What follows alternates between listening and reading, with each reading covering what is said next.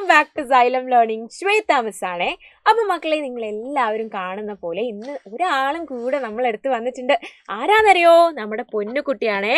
പൊന്നുകുട്ടിയുടെ സൈഡിലും നിങ്ങൾ എന്തൊക്കെയോ കാണുന്നുണ്ടല്ലോ. എന്താണ്?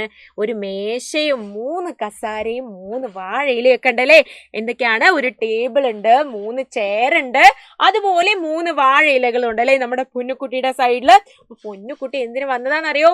ഒരു കല്യാണത്തിന് പോയതാണ്, അച്ഛൻ്റെയും അമ്മേൻ്റെയും കൂടെ. അപ്പൊ പൊന്നുകുട്ടിയുടെ അമ്മ ചോദിച്ചു, പൊന്നു ഒരു ടേബിളില് എത്ര ഇലകളാണ് വെച്ചിട്ടുള്ളതെന്ന് ചോദിച്ചു. അപ്പൊ പൊന്നു ഇതാ എണ്ണി.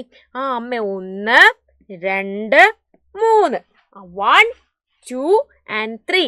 അപ്പൊ 3 ഇലകളാണ് ഒരു ടേബിളിലുള്ളത് എന്ന് നമ്മുടെ പൊന്നുകുട്ടി പറഞ്ഞേ. പൊന്നുകുട്ടിയുടെ അമ്മ ചോദിച്ചു, അങ്ങനെയെങ്കിൽ അമ്മ ചോദിക്കട്ടെ, 2 ടേബിളില് എത്ര വാഴയിലകൾ ഉണ്ടാകും എന്ന് പൊന്നുകുട്ടിയുടെ അമ്മ ചോദിച്ചു കേട്ടോ. അപ്പോൾ പൊന്നുകുട്ടി പറഞ്ഞു, 2 ടേബിളിലല്ലേ, അത് 3നെ 2 വട്ടം കൂട്ടിയാൽ മതി. പക്ഷെ അമ്മേ ഞങ്ങളോട് പറഞ്ഞിട്ടുണ്ട് ഒരേ സംഖ്യയെ എത്ര വട്ടമാണോ കൂട്ടുന്നത് അതുകൊണ്ട് നമ്മൾ ഗുണിച്ചാൽ മതി എന്നല്ലേ. അപ്പൊ എന്താണ് നമ്മളിവിടെ ചെയ്യേണ്ടത്? 3നെ 2 തവണ ഗുണിച്ചാൽ മതി എന്ന് നമ്മുടെ പൊന്നുകുട്ടി പറഞ്ഞു. 3 + 3നെ 3 × 2 എന്ന് എഴുതാൻ പറ്റുമെന്ന് പൊന്നുകുട്ടി പറഞ്ഞു. അപ്പൊ എത്രയായി? അതെ, 3 × 2 എന്ന് പറയുന്നത് നമ്മുടെ പൊന്നൂനറിയാം 6 ആണ്. 3 × 2 എന്ന് പറയുന്നത് 6 ആണ് എന്ന് നമ്മുടെ പൊന്നൂന് അടിപൊളിയായിട്ട് അറിയാം. അങ്ങനെയെങ്കിൽ അമ്മ ചോദിച്ചു, ആണോ? എന്നാ പൊന്നുകുട്ടി പറ, ഈ ഒരു 6 ടേബിളില് എത്ര ഇലകളുണ്ട് എന്നുള്ളത് പൊന്നുകുട്ടിന് പറയാൻ പറ്റുമോ എന്ന് ചോദിച്ചപ്പോൾ പൊന്നുകുട്ടി പറഞ്ഞു, അതും എനിക്ക് പറയാലോ.